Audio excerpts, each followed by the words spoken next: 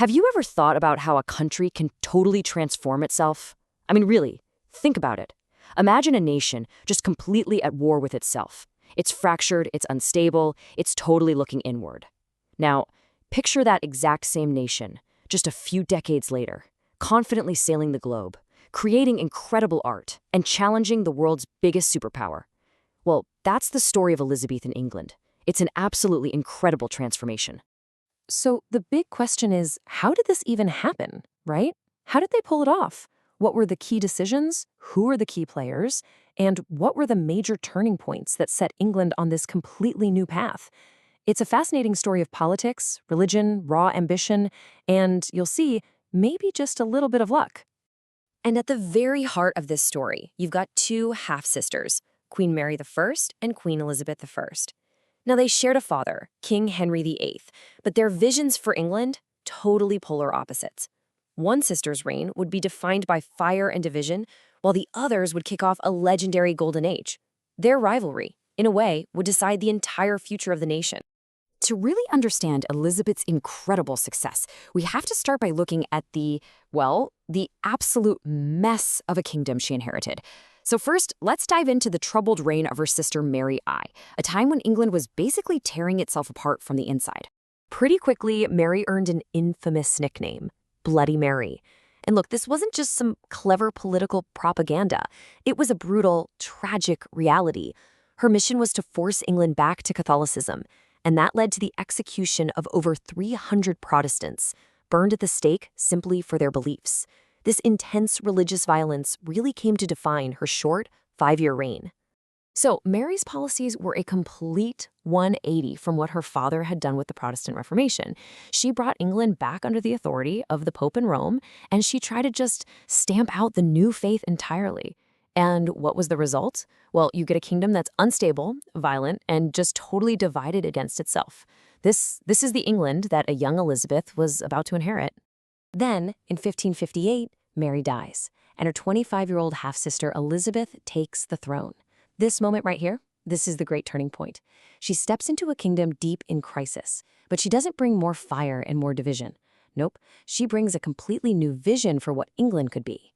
Her number one goal, right from the start, was simple, but it was also incredibly difficult. She had to heal the nation. She knew deep down that England could not survive, let alone prosper, if it kept fighting itself over religion. Elizabeth's solution was honestly a masterpiece of political pragmatism. She created a new Church of England that was Protestant for sure, but, and this is the key, it was all about balance. It was a middle way. She included compromises in the church services and prayers to keep different groups from feeling totally alienated. This religious settlement, combined with her incredibly long 45-year reign, finally gave England something it hadn't had in a long, long time: stability. Okay, so now that the kingdom wasn't actively tearing itself apart, Elizabeth could finally turn England's focus outward. And this is where the ambition really kicks in. For the first time, England starts to look beyond its own shores and seriously dream of global wealth and empire. And you can see the nation's confidence just growing and growing right here on this timeline. I mean, it started off pretty small, with early voyages like John Cabot's. But under Elizabeth, things got much, much bolder. You get these larger-than-life figures like Sir Francis Drake, who is part explorer and, let's be honest, part pirate. He sailed around the entire world, raiding Spanish treasure ships all along the way. England wasn't just exploring anymore. It was actively challenging the world's biggest players. And all of this activity, having a Protestant queen, attacking Spanish ships, trying to set up colonies in North America, it all put England on a direct collision course with the dominant superpower of the time, Catholic Spain. You could just feel it in the air. A massive confrontation was becoming inevitable. Which brings us to the climax of the story. In 1588, King Philip of Spain finally had enough. He decided he was going to solve the English problem once and for all. How? By launching a massive naval invasion to overthrow Elizabeth and conquer the country. For this small island nation, it was a true David versus Goliath battle, a fight for their very survival. The Spanish fleet was called the Invincible Armada. Invincible. I mean, the name says it all, right? It was the largest, most powerful naval force Europe had ever seen, and it was designed to be completely unbeatable. But was it, really? So the outcome of this epic battle really came down to a huge mismatch in technology and tactics. Just look at the Spanish ships. They were basically these giant floating fortresses. They were built to get up close, grapple onto an enemy ship, and let their soldiers board. But the English, they had developed smaller, faster ships.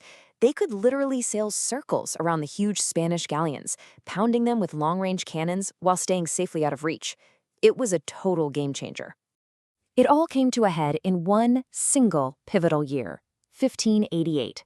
This is a year that would be forever burned into English history. It was the moment their fate was decided on the waves of the English Channel. So, how did David actually beat Goliath? Well, it was a combination of things. First, you had those superior English tactics and that faster ship technology. But you also had a huge stroke of luck. As the damaged Spanish fleet tried to sail home, going all the way around Scotland and Ireland, it was smashed by a series of massive storms. The English cheekily called it the Protestant wind, believing God himself was on their side. And just like that, the invincible armada was shattered. This shocking victory had an absolutely electrifying effect back in England. It wasn't just a military win. People saw it as a sign of divine favor, that they were a chosen people.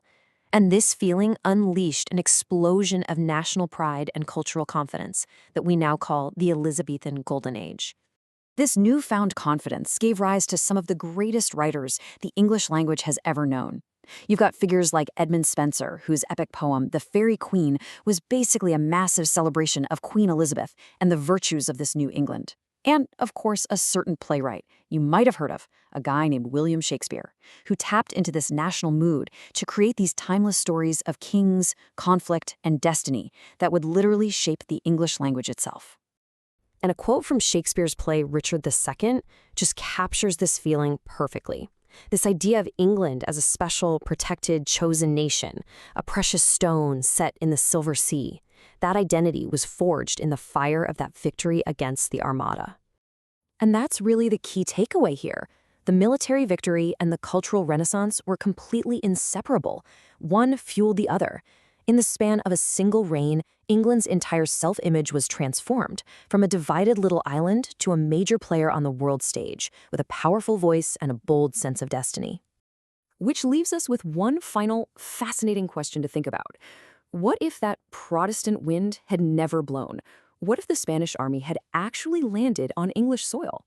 It's a huge what if, and it really reminds us just how much of our world was shaped by the events of that one incredible summer, way back in 1588.